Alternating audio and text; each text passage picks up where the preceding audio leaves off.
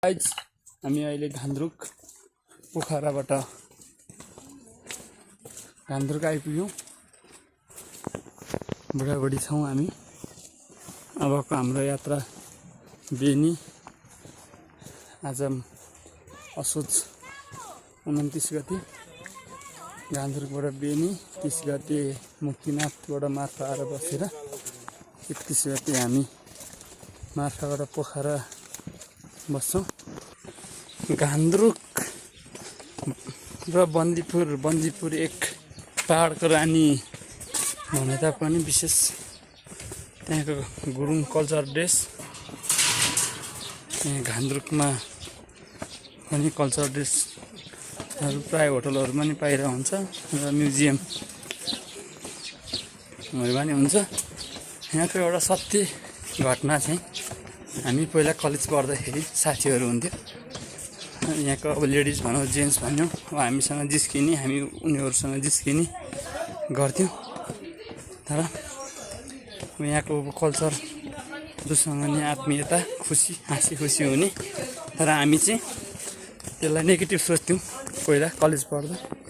अब हामीको हातले यस्तो हुँदैन नि त, चाहिँ जो हो त्यहीसँग मात्रै बोल्ने, हाँस्ने, अरूसँग हाँस्ने, बोल्ने, गर्ने, शङ्का गर्ने, यताउता आदि इत्यादि सोच्थ्यौँ।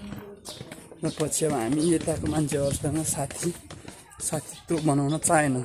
तर अहिले पछि यो मेरो घान्द्रुक 4औं चोटि हो। पहिला 2 चोटि एभरेस्ट अन्नपूर्ण, 3 चोटि पवन श्रेष्ठ दाईसँग पनि स्टुडेन्टहरू लिएर नै, ल यो 4 चोटि मेरो वाइफ लिएर आएको छु। हामी अहिले होटल सामिप्यमा बेलुका बसेर अहिले हामी बेनीको लागि जाँदैछौँ। यहाँ चाहिँ के छ भन्दा होटलहरू, यहाँको होमस्टेहरू प्रबन्धन समितिले यहाँको होटलहरू अनि यो पैदल मार्ग जुन अब हामी यहाँ छौँ ढुङ्गाहरूले छापेको छ मजाले, यिनीहरूमा र यहाँको होटल व्यवसायहरूद्वारा सञ्चालित घोडा, विशेष त यहाँको घोडा पनि रहेको छ पर्यटकको आकर्षकको केन्द्रबिन्दुमा। अब त्यही घोडाहरूको रोजगार खोसिन्छ भनेर सवारी साधनहरू चाहिँ यहीँ तलतिरै यो माछापुच्छ्रे हिमाल भयो, सवारी साधनहरूको लागि यहाँ राखेको हुन्छ। एक रातको 100 रुपियाँ पार्किङ चार्ज लिएको हुन्छ, एकदम सुरक्षित। र यहाँको दाइहरू इमान्दारिता हुनुहुन्छ। घोडा तपाईँले देख्न सक्नुहुन्छ, उहाँ तल छ।